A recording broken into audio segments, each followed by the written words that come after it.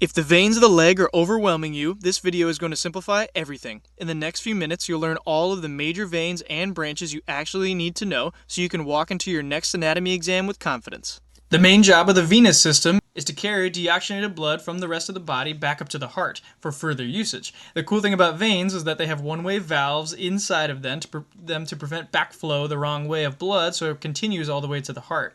And the veins are a lot thinner. They don't have as thick of a muscular wall than arteries because they're a low-pressure system. They don't have to take as much pressure that the arterial system has to. So today we're going to start at the toes and work our way back up to the heart, covering all the major veins that we need to be aware of. So we're going to start here at the tips of the toes, called the proper plantar digital arteries, and then those will then drain backwards into the dorsal digital veins. We're going to go for the top of the foot first, and then those will drain back into the dorsal metatarsal veins. Makes sense, they're right next to the metatarsals, and that'll go into the dorsal venous arch. And so here's an arch kind of that again drains all the toes.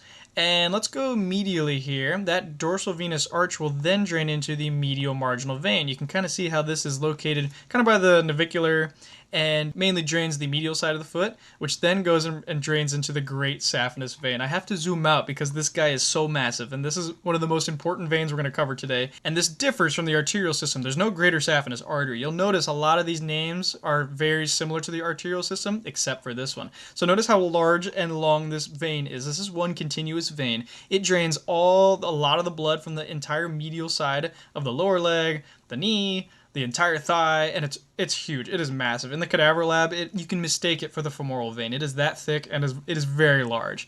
And then it'll actually drain right here into the femoral vein. So it goes all the way up and drains directly into the femoral vein. Fun fact about the great saphenous vein: a common development site for venous insufficiency ulcers is located along a patient's medial side of their leg, typically right around the malleoli right here of the tibia, around here, because of the greater saphenous vein. If this vein fails, or if the valve fails, or there's damage, blood can pool along that medial side because of this vein, and then it could later lead to skin breakdown and possibly the development of an ulcer. So that is our great saphenous vein. Going back to the top of the foot, we can go laterally. So we had our dorsal venous arch. Let's go lateral, and so now we had a medial marginal. So here is our lateral marginal vein, and you can notice that drains the lateral side of the foot here. And if we follow it back, it'll make its way to drain into the small saphenous vein. So we just covered the greater saphenous vein, and so here's our small one. And again, we have to zoom out because it is again pretty large. This is located in the posterior aspect of the leg and drains most of that posterior lower leg near the calf and the soleus. And importantly, it plugs and drains right into the popliteal vein, which we know and love, located in our popliteal fossa right behind the knee. Again, this is another unique vein. There's no small or great saphenous artery, so we have to know this one. This is a key difference in our venous system of the lower extremity. Going back to the top of the foot, we're going to follow another key artery that we know and love. Coming up from the top of the foot, we have these guys, and we actually have two of these. They're the anterior tibial veins. Remember, there's only one anterior tibial artery, but again, it does the same thing. So it tracks right along the anterior tibia, and it'll come on up and continue going, and it courses posteriorly through the interosseous membrane of the tibia and the fibula, and it'll drain again into the vein that we know and love, the popliteal vein. Alright, so that is the top of the foot. Going down, we can actually go down to the bottom of the foot to remember where we are. And so again, we're going to start at the tops of the toes, and we have the proper plantar digital veins, which we started with. That again will drain backwards into the superficial plantar venous arch. And again, it's just plantar, it's on the plantar side, and this is the superficial one. And then this will drain into the plantar metatarsal veins, again located right by the metatarsals, these blue highlighted ones, which then goes into the deep plantar venous arch right here. And then, as we know and love it, we covered these last time in our artery video, but this has the same name, lateral plantar vein, and then we have a medial plantar vein to drain the respective areas of the foot.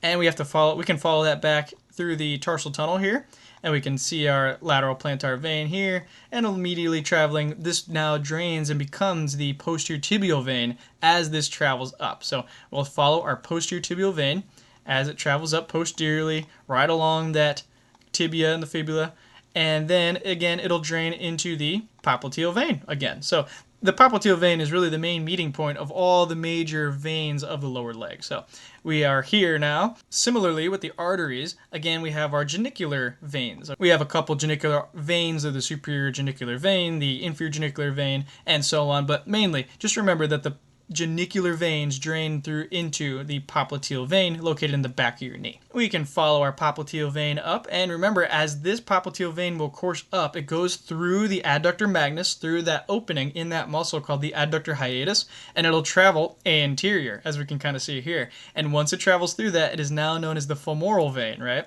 And so I'll spin it around. That is now anteriorly located in the front of the femur. And again, this is our femoral vein, appropriately named, right next to our femur bone right here. We have some key branches that we have to talk about from the femoral vein. We'll start at the femoral neck and head. We have the lateral circumflex femoral vein, as this branches laterally from the profunda femoral vein, or the deep femoral vein right here. This is the lateral circumflex femoral vein because it branches off laterally from the profunda femoral vein and then goes and drains all the blood located from the head and neck of the femur, as you can kind of see here. And then if there's a lateral one, there's a medial one. So here's our medial one as it branches medially from there. That'll drain all the blood from the medial side of the femoral neck and the head. As that continues back, it'll then drain into the profunda femoral, or the profunda femoris vein, also known as the deep femoral vein, which is the major branch of the femoral vein back here. Similarly with the arterial system, same name. And remember, with our profunda femoral vein, that'll actually go back and drain all the posterior leg muscles or thigh muscles, like the hamstrings and everything back there. That'll take all the blood back and drain it again into our femoral vein, which is basically our main highway as we travel into the pelvic region. Moving into the pelvis, we have our femoral vein again, and remember, as soon as this crosses the inguinal ligament, which stretches between this point right here called the anterior superior iliac spine, or the ASIS, and the pubic symphysis, this now becomes the external iliac vein, okay? And that'll then continue up into become the common iliac vein. It'll become that when it combines with the internal iliac vein, which is located inside this pelvic ring here, where our uretogenital organs lie.